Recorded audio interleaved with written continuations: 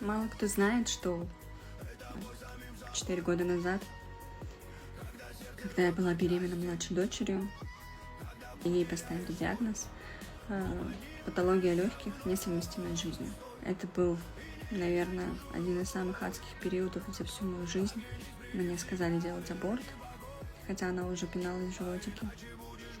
Я прошла много врачей, много консилиумов, но я нашла хорошего врача в Москве, хорошую клинику и родила хорошего здорового ребенка.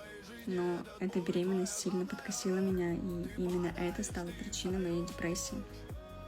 Именно с этого все началось.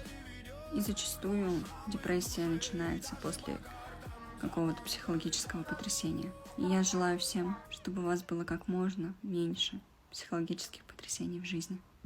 Всех люблю.